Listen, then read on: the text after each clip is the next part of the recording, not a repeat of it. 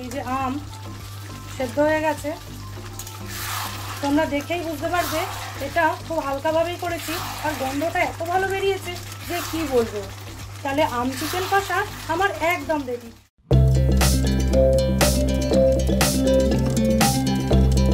আশা করি তোমরা খুব ভালো আছো এই গরমে। চলো তাহলে বানাই। আজকে বানাবো আম চিকেন কারি।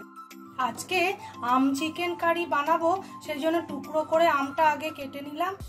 তার সঙ্গে প্রথমে টক দই আর কয়েকটা কাজু একসাথে পেস্ট করে ঢেলে রেখেছি। এবার ওই মিক্সিং জারটাতেই কাঁচা লঙ্কা, আদা, তার সাথে রসুন একসাথে পেস্ট করে নেব।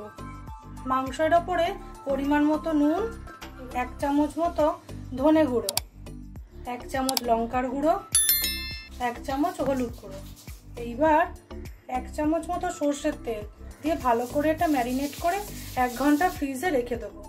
এবার ওপর থেকে একটু পাতিলেবুর রস দিয়ে দেবো। সব একসাথে ভালো করে মিশিয়ে নেব।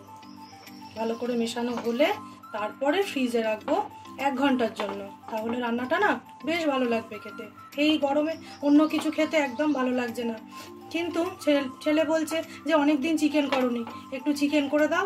সেই জন্য আজকে চিকেনটা আমি আম দিয়েই করছি। একটু টক গরমে ভালো লাগে খেতে। চিনি, তেজপাতা, গোটা গরম মশলা, কয়েকটা গোটা গোলমরিচ সব একসাথে তেলে ফোড়ন দিয়ে দেবো। কড়াই সর্ষের তেল দিয়েছি, তেলটা গরম হলে ফোড়ন দিয়ে দেবো। সব ফোড়ন ভাজা হয়ে গেছে আর চিনিটাও ক্যারামেল হয়ে গেছে। এবার পেঁয়াজ দেবো। তোমরা এইরকম ভাবে একদিন আম চিকেন মশলা অবশ্যই বানিও, খুব হালকা মশলা দিয়ে। যেহেতু বন্ধুরা আজকে রান্নাটা গরমকালে করছি, ওই জন্য পেঁয়াজ আমি খুব বেশি লাল করে ভাজবো না, আর বেরেস্তা তো করবোই না, খুবই হালকাভাবে ভাজবো পেঁয়াজটা। তোমরা দেখেই বুঝতে পারবে যে পেঁয়াজটা আমি কেমন ভাজা করেছি, এই রকমই থাকবে। এইবার আমি যে রসুন, আদা, কাঁচা লঙ্কা কেটেছিলাম দিয়ে দেবো, দিয়ে আর একটু ভাজা ভাজা করবো। এইবার মশলাটা কষে নেব। তোমরা দেখেই বুঝতে পারবে তেল ছেড়ে দিয়েছে আর রসুন, আদার কাঁচা গন্ধ আর নেই। আমি ভালো করে ভাজা ভাজা করে নিয়েছি।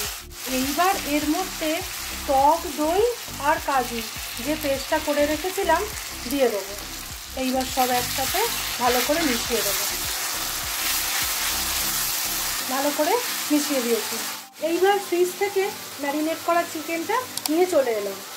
এই মশলা কষার উপর আমি ম্যারিনেট করা চিকেনটা দিয়ে দেবো। দিয়ে মশলাটা সব একসাথে চিকেনের সাথে কষে নেব। আমি আজকে যে আম চিকেন কষা রান্না করছি, এইটা একদমই জল দেব না। গ্যাসটা আমি একদম সিম করে দিয়েছি। সব মশলা এরমভাবে মিশিয়ে এইবার ঢাকনাটা আমি চাপা দিয়ে মাংস সেদ্ধ অপেক্ষা করব। আজকে রান্নাটা আমার আধ ঘন্টা লাগবে, তার মধ্যেই হয়ে যাবে। এইবার মাংসটা সেদ্ধ হওয়ার পর তোমাদের সাথে দেখা হচ্ছে। এবার আমি একটু চাপা দিয়ে দেবো। দেখো বন্ধুরা, প্রায় মিনিট 25 হয়েছে। আমি কড়াটা ঢাকনাটা খুলে দেখি।